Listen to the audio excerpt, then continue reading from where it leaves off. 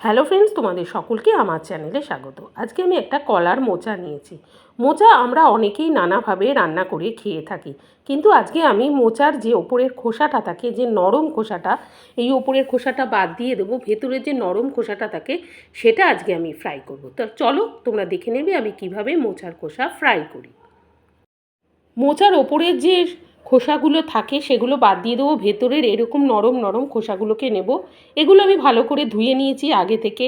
এবার একটু এরকম গোল গোল পাকিয়ে নেব, তারপর ছুরি দিয়ে মাথাটা একটু কেটে বাদ দিয়ে খুব সরু সরু করে আমরা কেটে নেব।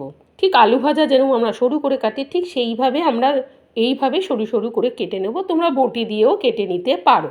তো ভালো করে কেটে নেব সব। এই দেখো আমার কাটা হয়ে গেছে। এবার আমি জল নিয়েছি, জলের মধ্যে দেব 1 চামচ নুন, তারপর এর মধ্যে দেব 1 চামচ হলুদের গুঁড়ো, নুন, আর দেব একটা লেবু চিপে। তোমরা তেঁতুলও এর মধ্যে অ্যাড করতে পারো, তাহলে যে কষ ভাবটা থাকে সেটা চলে যাবে।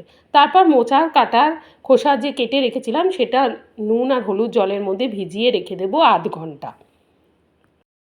এরপর আধ ঘন্টা যখন আমি ভিজিয়ে রেখেছিলাম নুন হলুদ জলে, তারপর নুন হলুদ জল থেকে আমি একটা ছাঁকনির মধ্যে তুলে নেব জলটা ঝরিয়ে নেওয়ার জন্যে।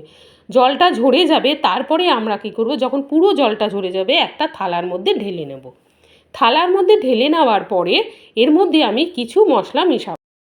এবার এর মধ্যে দেবো পরিমাণ মতন হলুদের গুঁড়ো, পরিমাণ মতন কাশ্মীরি লাল লঙ্কার গুঁড়ো, তোমরা ঝাল লঙ্কার গুঁড়োও দিতে পারো। এর মধ্যে পরিমাণ মতো নুন দেবো, আর দেবো গোলমরিচের গুঁড়ো পরিমাণ মতন, আদা রসুন বাটা দেবো, একটা কাঁচা লঙ্কা দেবো।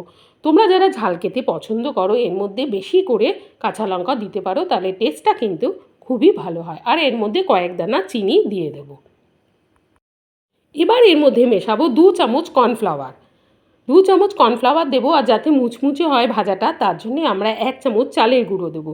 এর মধ্যে তোমরা ডিমও অ্যাড করতে পারো, আমি আজকে ডিম ছাড়াই এই ভাজাটা করব। এবার হাত দিয়ে খুব ভালো করে মেখে নিতে হবে, জল ছাড়া কিন্তু মাখতে হবে। মাখার পর 10 মিনিট রেখে দেবো। 10 মিনিট রেখে দেওয়ার পর আমরা একটা কড়াই বসিয়ে নেব। কড়াইয়ের মধ্যে সর্ষের তেল দেবো বেশ কিছুটা, তোমরা সানফ্লাওয়ার অয়েল দিয়েও করতে পারো। ভালো করে যখন তেলটা বেশ গরম হয়ে যাবে তখন লো ফ্লেম করে এইগুলোকে আমরা তেলের মধ্যে ছেড়ে দেব। আস্তে আস্তে ছেড়ে দিয়ে তারপরে আমরা খুন্তির সাহায্যে অনবরত নাড়তে থাকব। অনবরত নাড়লে কি হবে, মুচমুচে হবে। আমি ঠিক যেভাবে করছি তোমরা সেইভাবেই এরকম হালকা হাতে অনবরত নেড়ে যাবে, তাহলে খেতে খুবই টেস্টিও হবে আর মুচমুচেও হবে। দেখো আমার ভাজা হয়ে গেছে। অনবরত নাড়তে নাড়তে মুচমুচে যখন হয়ে যাবে তখন আমরা তেল ঝরিয়ে তুলে নেব। আর আমি এখানে একটা মোচার যে ওপরের খোসাটা হয় লাল মতন, সেই খোসার মধ্যে ভাজাটা ভেজে রাখছি, এটা দেখতে ভালো লাগার জন্যে।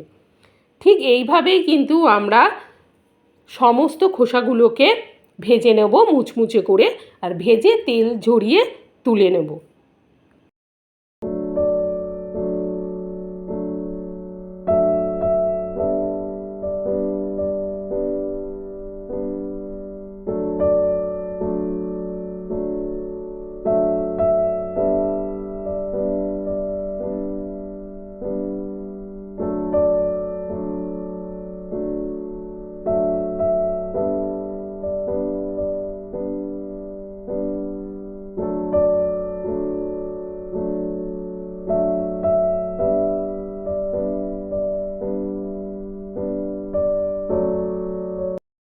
তোমরা দেখতে পেয়েছো অতি সহজেই মোচার খোসা ভাজা হয়ে যায়।